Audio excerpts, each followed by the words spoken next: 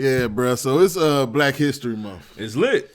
Black History Month. Shout out to black people. Yeah. You know what I'm saying? Black power. Yeah. All my that, B-Day man. month Shout too. out to us. His B-Day month. Yeah. He just turned up for his Yeah, birthday. 29, You know man. what I'm saying? My Yeah. daughter's birthday. Hey, turn you know up, what I'm man. saying? Hey, happy Just B-Day had a to her, birthday, man. 1 year old on the 3rd, bro. Man, you know what I'm that's saying? crazy. But we turning up on Saturday for her party, bro. Word, You know turn what I'm up, saying? turn up, Gonna have man. a few cold ones. Yeah. You know what I'm saying? But Yeah. Not around the baby. Not around the baby. okay. He said, hey, man, that baby will be asleep, bro. Turn up.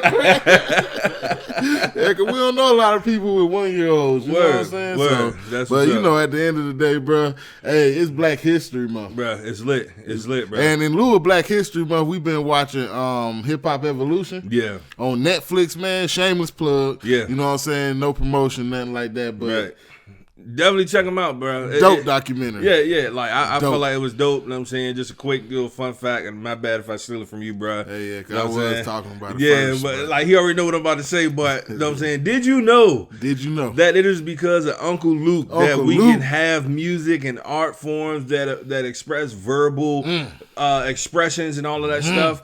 It is because Profanity. of him that he can Foul language. Yeah, it's because of him that we can have explicit content. You'll be because of Uncle Luke, you're able to say shit. Fuck. Damn. God damn it. Pussy ass. Bitch ass nigga. motherfucker. God damn, man. Suck my, you know what I'm Word. saying? Shout out to you, Uncle Luke. Shout out to Because you Uncle had Luke, them man. scrubbing the ground. Yeah. You had them going round and round they go. You know what I'm saying? Your favorite, Doo-Doo Brown. Yeah. You know what I'm saying? Goddamn, Uncle Luke. Don't stop. Pop that. Let me sing it, Doo-Doo Brown. I want to. All right, man. But you know, that's the, hey.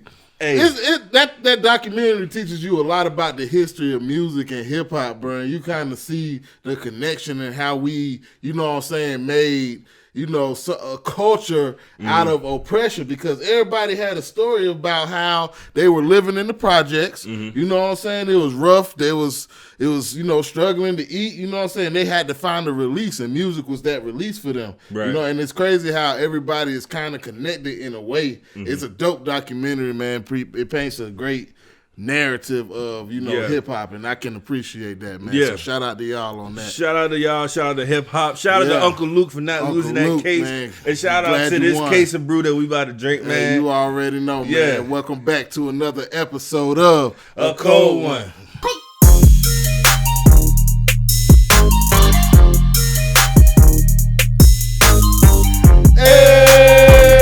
Welcome back, What's man. It's your happening? boy L. Dottie. You already know, man. It's your boy Big D, man. Hey, man, yo, we like to welcome y'all back to another episode of A Cold One, Yes, man. sir. We glad y'all came back. What's going on, bro? Bruh, I'm excited, bruh. Yeah. Honestly, I'm not even gonna lie. I'm gonna cut straight to the chase. I'm Yeah. ready to drink this brew, bruh. Okay, my Like, bad. Then. bruh, Turn up, 'cause I'm sorry, 'cause I am a little thirsty. Yeah, my mouth a little dry. This joint looking a little good. Yeah, you you know got what I'm saying? the little Yeah. the little glisten on the side. Word, you know what I'm saying? You know the what little I'm saying? sheen on there. The Well, little shit, sweat. let's get to it, man. Know what I'm Today saying? we have the Torpedo Extra IPA, man, by Yeah. Sierra Nevada Brewing Company, man. Yeah. It's definitely an anticipation Right. with this Torpedo Extra IPA, man. Right. And shout out to our boy Shine, man, for dropping this off by the And, crib man, today. Shine looked out for Yeah, us today, and man. I don't think I've had this one before. Have you had this before? I don't think I've had this one Word. specifically. So I've lit. had something else from Sierra Nevada, not this. And it has a 7.2 ABV, bro. You know what I'm saying? Word. They started in 1980. You know what I'm saying? In a little shack with a little brewing stuff. Word. And, you So know, they came from the hood. Hey, you know what boy, I'm saying? if you see their website, Well, I don't know if they came from the hood. Well, they came from, Yeah, I don't they know, came man. from goddamn nothing. Word. That shit was like Nothing? It was not like nothing. You know what I'm saying? Nah, but let's go ahead and pop it open. Word. You know what I'm saying? I'm excited to say purest ingredients, finest quality. You know what I'm saying? So I know this joint about to be lit. So, you know what I'm saying? Let's give it a pop open or whatever. Ooh, I love that little Yeah, that's, you know what I'm saying? oh man, that's a beautiful Pour this body. joint up. Nice. It looks like it looks Yeah. very amber lagerish. Yeah, that's actually darker than I thought it would be. Definitely dark amber color. Hey, like I feel like that was a pretty nice pour. yeah, Hey. but you see, my head is always thin, but I like my head thin like that. though. Word. I don't really like all that. I like know? a little bit of foam, you know what I'm saying? Or as Larry call it, the head, you know what I'm saying? it looked pretty. You know what I'm saying? Like, I mean, it do look dope. It look good. I don't like dipping through all that shit. Yeah. But anyway, you know, nice body, man. The carbonation is going nice. I got a nice thin head. Mm-hmm. Looks very creamy. Yeah. Creamy. Smells very hoppy. Creamy. Creamy, baby. Creamy, baby. Creamy, baby. You know what I'm saying? Yeah, this is actually darker than I thought it would be, bro. I don't know why I thought it was going to be like that color. It's like an ale amber color. Yeah. You know what I'm saying? I like it. Yeah, though. definitely an amber. Yeah. Interesting smell. I could definitely smell the hops in it. Yeah. I feel like this is gonna be pretty hoppy, and it's an extra. It's a extra IPA. Oh, yeah. Extra ass IPA. Extra IPA. Oh, you want to do too much, huh? Hey, bro, you want an IPA or you want an extra ass IPA? Extra ass. Get you IPA. a torpedo. Y'all should add on that torpedo. Extra ass IPA. Hey, bro, somebody need to make a brew called extra ass IPA. Extra ass IPA. It might be one out there. I'm gonna Google it and find out, bro. Sure. Maybe we could keep the idea and do it ourselves. Word. Yeah. Let's see. My man's already drinking. Hold on.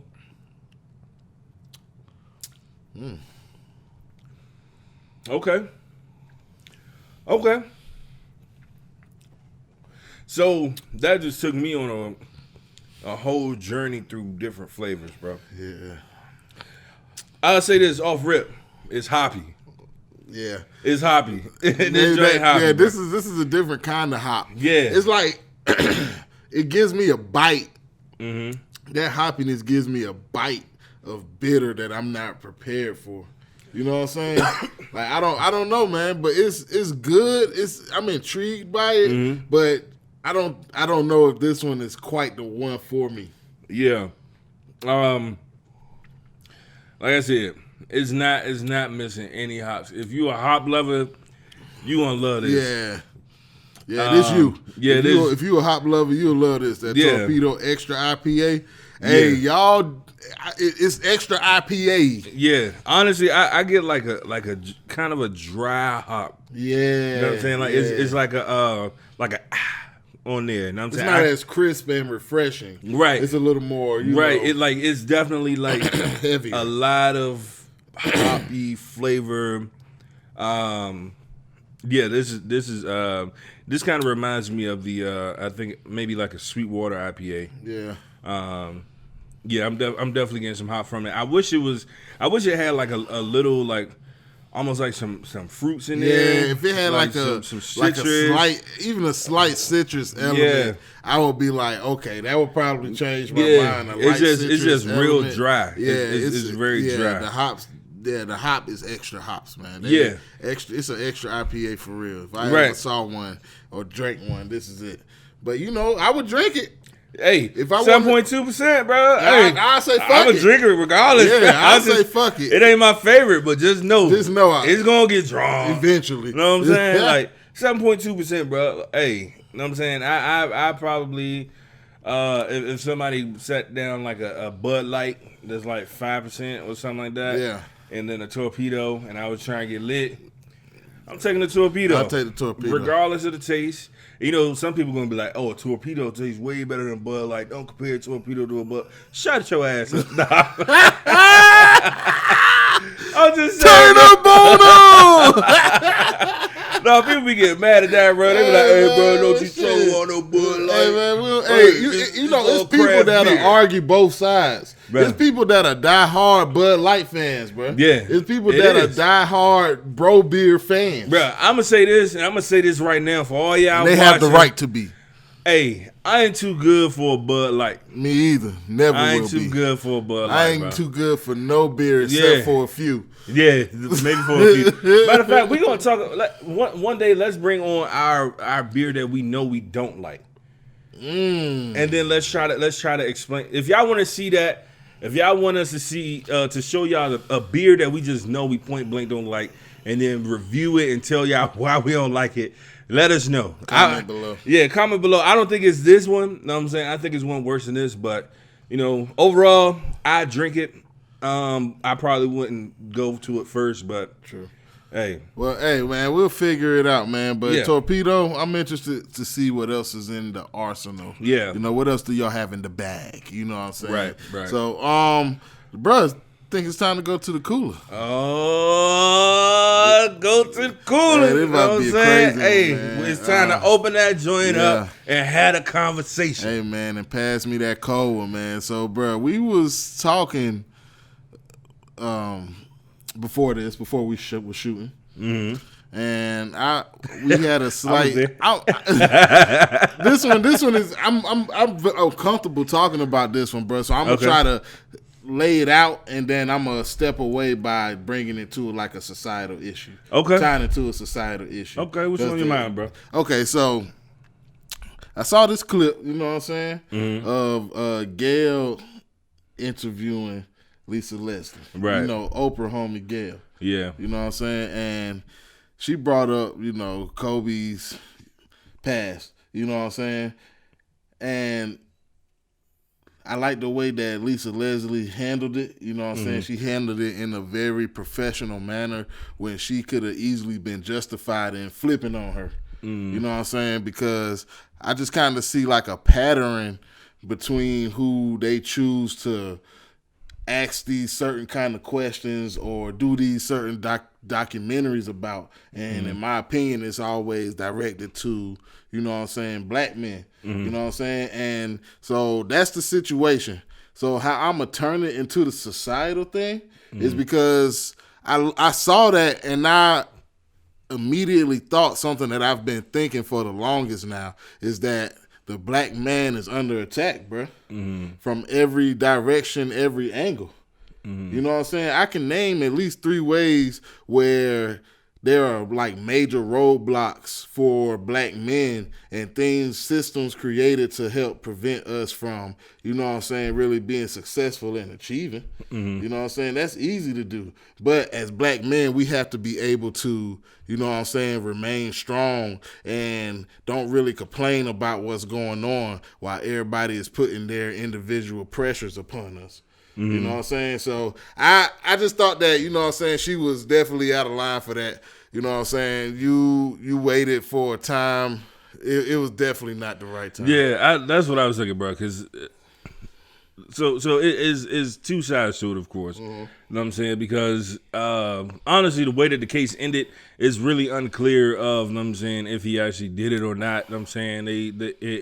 I believe everything was dropped.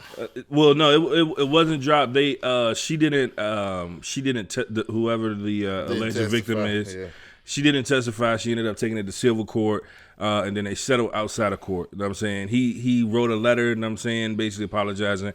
His point of view was he felt as though it was consensual, but after the trial, you know what I'm saying, he understood that she didn't see it the same way. You know what I'm saying? But he was basically coming from a place where like it wasn't intentional and all that stuff, which, yeah, you know, most rapists or whatever, assaulters or whatever would say, but that's basically how the story ended. And that was 17 years ago. So now that he has just passed away, he hasn't even been put into the ground yet. You know what I'm saying? You call up one of his closer friends, you know what I'm saying, somebody that's in his circle while they still grieving, with him. And you know what I'm saying, ask these pressing questions, you know what I'm saying, asking them how they feel about this, you know what I'm saying, in terms of his legacy and all that stuff. And it's just, for me, it was like, because some people are saying like she was just doing her job or whatever, right? You know what I'm saying? And even I did my undergrad in communications. You know what I'm saying? And discretion. Like, exactly. Like, you gotta have tact. You know what I'm saying? At some point, you gotta be an ethical person. So my issue was the timing of it, because you had the last 17 years to bring this up. You know what I'm saying? And never addressed it.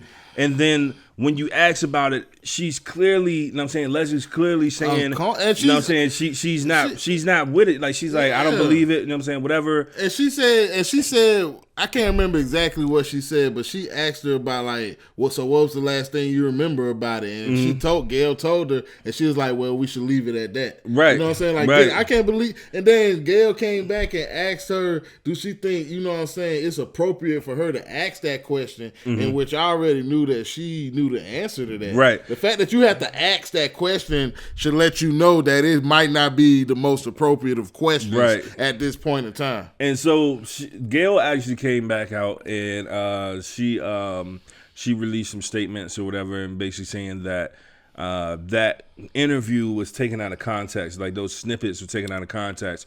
She said that she was asking those questions multiple times to be able to convey to the public that she was absolutely not willing to talk about this. My issue is, I feel like that was just so unnecessary, bro. You could have just not talked about it. Like, exactly. Could have not talked about it in the first place. You know what I'm saying? Or once you did, if you did have to ask a question and she gave her answer, just left it at that. Because it's kind of like you digging at that point. Exactly. And what are you looking for? What are you trying to say? Why are you trying to tarnish this man's legacy like that? Right. And he can't even defend himself. Right. That's the worst part about it. And it's not just you. Oprah do that shit too. Right. Oprah do it too, bro. You know what I'm saying? It's kind of crazy because it's some white men out here who done did some criminal things as well. Shit they ain't had no business doing, but the attention is never on them. I'm just trying to figure out why it's never equal when it comes to the portrayal of black men. Right. You know what I'm saying? It's never equal. So I have these types of conversations pretty frequently, you know what I'm saying, especially with black women, because oftentimes it is black women that are calling out black men on their shit. Here's the thing. A lot of the shit that they calling us out for, it is valid. You know what I'm saying? Like, if you real life out here raping people, drugging people, and all that stuff, it's wrong. You know what I'm saying? And you should be held accountable. But I think what the argument that kind of gets lost, and I think the point you're making is, you know what I'm saying, we're not necessarily saying that these people shouldn't be held accountable. You know what I'm saying? Like the Bill Cosby's, you know what I'm saying? The Kobe, if he did do it, you know what I'm saying? Or anybody else. You know what I'm saying? People are just wanting to see that same accountability held to, you know what I'm saying, people of other races who are also committing these crimes and stuff like that. Or I'll take it a step further. We would want to see the accountability on black women's part. Because you got to think about it, bro. It's things that black women do. Not all of them, you know what I'm saying? Like, it's things that black women do that they are not held accountable for. You know what I'm saying? And I could say one of the main things is the unfair, you know what I'm saying, system when it comes to the children. You know what I'm saying? And mothers, because in today's generation, bro, there is a turn of events where there are more black men taking care of their children, bro, or trying to do everything they can to take care of their children because they themselves have been children of, like, fatherless children. You know what I'm saying? And they want to be there. I can see it. People that I grew up with who got their children, bro, taking care of their kids, bro, and that's the right thing to do. I take care of mine, do whatever I got to do to make it happen. Grinding out here, hustling, you know what I'm saying? But you know what one of the differences is, though, for you, and it's not always the same for other, you know what I'm saying, men or particularly black men. Your daughter lives with you. You know what I'm saying? Like, you have her every single day. True. You are a full-time father. Which is why I can imagine if circumstances have brought it to where you don't have it. And then you trying to do everything you can, then you have somebody, you know what I'm saying, the child's mother, you know what I'm saying, who just don't want to play dice, you know, and try to work it out for the better of the children. Right. You know what I'm saying? There are some who do, and it's some. I'm not saying all guys are perfect fathers or even trying. It's some guys out there who's not. Right. And those are not the ones I'm talking about. I'm talking about the ones who are trying, and because they're probably upset because they're not going to be together or whatever the case may be. They do everything in their power to make sure that child doesn't be around that father. Right. And then the child suffers. And then the child has to grow up and probably realize one day what their mom did, you know what I'm saying, and then be upset with their mom. Right. And that, honestly, I do think that's wrong, you know what I'm saying, and I agree, you know what I'm saying, in those cases, you know what I'm saying, if the woman is being shady and all that stuff, she should be held accountable. But then also, you know what I'm saying, it's a book that I read. It's called, it's by Mark Manson, called The Subtle Art of Not Giving a Fuck. Shameless plug. You know what I'm saying? I love the book. I recommend everybody go out and read it. But the thing that it talks about is that certain circumstances aren't always your fault, but it is your responsibility in terms of how you respond to that situation. So, yeah, you know what I'm saying, the mother of your child or your father of your child, you know what I'm saying, isn't cooperating with you and stuff like that. At that point, you have to utilize every single resource you can to be a parent. You know what I'm saying? Period. It doesn't matter. Like, if you got a baby mom, you know what I'm saying, trying to keep you from your child, take them to court. You know what I'm saying? And yes, the court system, you know what I'm saying, are flawed and all that stuff. And, you know, historically we have seen how it has, you know, had negative effects on black men. But if you aren't even trying, then you can't really complain. You know what I'm saying? And that's just the thing, bro. Like, for those who are trying, it's just such a drawn out process. Right. And everything is in favor of the mother. You know what I'm saying? Like, she could just put on the front. You know what I'm saying? Who knows what's going on? Manipulating the kid, you know what I'm saying? Like, anything could be going on, bro. And it's always assumed that the mother, you know what I'm saying, is the best provider or caretaker. And I understand women, they birth children. You know what I'm saying? That child came from them, and I can understand that. You know what I'm saying? I would never experience, you know what I'm saying, childbirth, you know what I'm saying? Yeah. But I see what they're saying when they say that. You know what I'm saying? And I respect our black queens, you know what I'm saying, who have that power to be able to do that. Yeah. You know what I'm saying? And when it comes to that, they're not always right, man. And there has to be some accountability. And I would love to have a female guest on to have this conversation. Yeah. You know what I'm saying? We need to talk about it. Right. And I'm glad you said that, bro, because honestly, what ends up hurting us as black men, and this is even something that I'm learning, you know what I'm saying, we can't speak about these actions, you know what I'm saying, or these issues like reactively.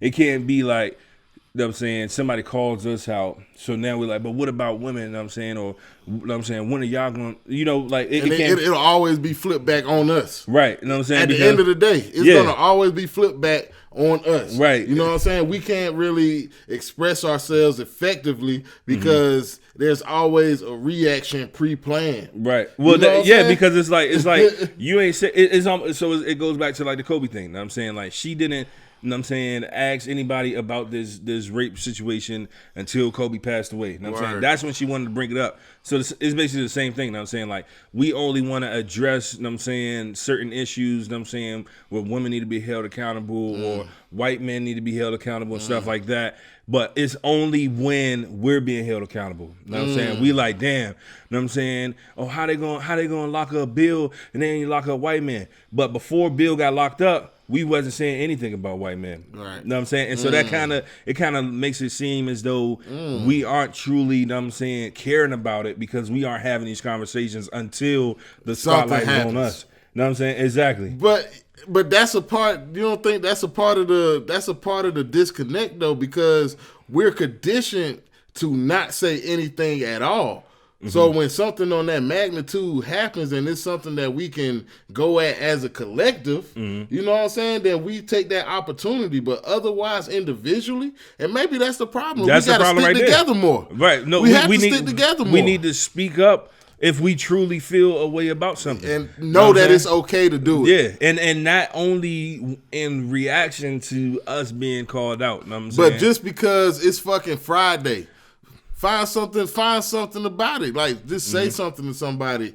I think we have to, because I'm a piss poor communicator, bro. You know what I'm saying? I try my best to better that part about me every day. You know what I'm saying? Sometimes I talk, my mind just going before I could get what I need to get out sometimes. You know what I'm saying? But I know, man, I just want y'all to know, man, we out here trying to just have the conversation, man. We just trying to, you know, figure out what people think. We were trying to respect everybody's opinions. Yeah. We trying to, you know what I'm saying, just be a community, a family of people who can have these open discussions over a beer. You know what I'm saying? And that's all we trying to do. Yeah. And y'all should fuck with us, man, because we got the juice coming. You know what I'm saying? Y'all need to get involved on the conversation. Let us know what y'all think about everything, man. Shout out to Torpedo Extra IPA. Yes, hey, sir. Man, we like to thank y'all for coming back to another episode of A Cold One. I think I ended that too early. Yeah, you did. You know? You didn't see the names. I got too excited.